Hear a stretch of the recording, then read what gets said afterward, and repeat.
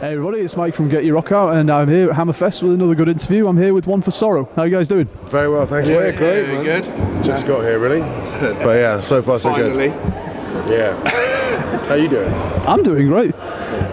Yeah, it's a weird journey, isn't it? You know, especially with the mist in the air. Well, we got lucky. We drove right over Snowdon, so it was really, it's a nice drive. Drive, yeah. As long as you're all right with heights. We're all from London, man, so, you know, it's really nice to see some of the outside world for a change and not just buildings. It's nice. Yeah. Now, I understand, and please correct me if I'm wrong, but I understand you guys are influenced by Corrosion of Conformity just a little bit. Among many others, yeah. You're going to be sticking around tomorrow for their set? Yeah. Definitely, Absolutely, yeah. Definitely. To be honest, we're coming off right before they go on, so I think we'll probably only catch the end of it because, you know, we'll have to pack all our gear down, stash it, and then we will be beelining it for the stage, yeah. But I think we'll probably miss some of it, unfortunately. Well, you guys, let's talk about the set then. I mean, what you guys bring into Hammerfest?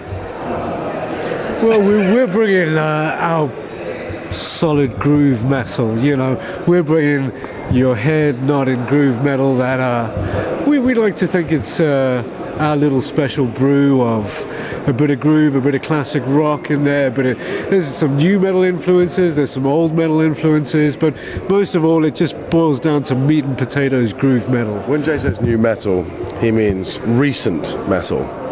Yeah, well, I think that there's little bits of our songs that can be compared to all sorts of bands. Like I say, we're pretty diverse. We're definitely not a one-trick pony. We draw influence from everything from 1920s blues to even bands like Slipknot and stuff like that. So you know, it's a massive mix of lots of different stuff, and even across the set, depending on which set we play, we can bring 2 or 3 different genres into the mix. So yeah, Lots of stuff, I think, is the answer. Yeah. That's what we're bringing. Yeah. It's going to be heavy though. That's our plan. It's going to play a really heavy set tomorrow night. We've got 40 minutes. We only got so 40 it's minutes, so, yeah. on and off. Just get as many songs as we can play. You know, get it done, get it loud, get it heavy. And, can I say fuck off? And fuck off. Yeah. Cool.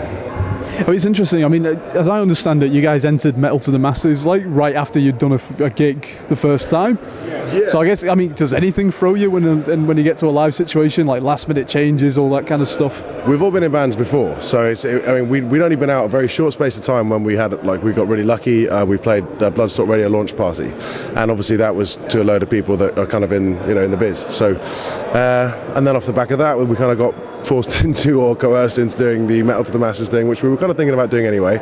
And luckily enough, we won it, and then we played Bloodstock. So it's all happened pretty bloody quick for us as a band.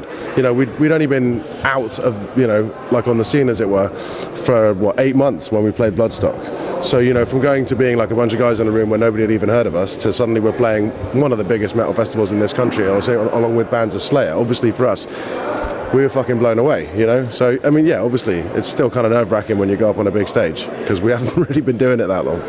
But you were just going to give it, you know, balls to the wall and fucking hope people like it. but at the same time, we've all been in bands for like many years, and we've been gigging for 10, 15 you go on years. a tour, like he supported Carcass all around South Africa and shit with this guy, so he's kind of done it all in before. my previous band, Seasons of Six, we got to do that, you know. But we, like I say, we've all been doing it for quite some time. So, but yeah, absolutely. No matter which stage you go on, if it's a big stage, you just want to get your focus on and get in that zone and give the best performance you possibly can. Yeah, definitely.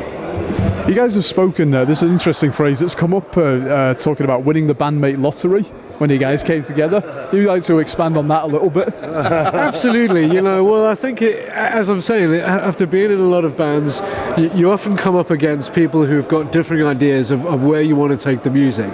So that whole term about bandmate lottery means that 4 guys got in a room together and everybody agreed on where we wanted to take it. And yes, so that's not to say that we don't have the odd agreement here or there about a part in a song where we've got to talk it through and we've got to try it different ways. Like everybody. Perfect, you know? Nobody ever just comes up with something that everybody loves immediately. But to start at a place where everybody is in agreement about where we want to go and what we want to do with it and what kind of music we want to play, which is as diverse as we can possibly make it, that's the bandmate lottery, I think, you know, in terms of, and also it stems down to a person's personality-wise, we have our disagreements like everybody else, but at the end of the day, when we get on that stage, we're fucking brothers, man, and we bring it. You know, we play from the heart, and we play like one. Yeah, definitely. I mean, yeah, I think, you know, we've been lucky. We have been lucky. I've certainly, like, with bands I've been in before, like a lot of the members, it can be quite fractious in any band scenario. It's like you're having a kind of heightened relationship with 4 other men, really. You know, just mates aren't, it's not the same as just being in a band. Like, just having mates are mates. The band is something else. And yeah, it can, you know, but I think we're lucky, you know, most of us, we all get on really well. And like, you know, obviously, as he says, we have our disagreements, but it's not, nothing seems to kind of go on for too long. Again, it's early days for us, so maybe we're...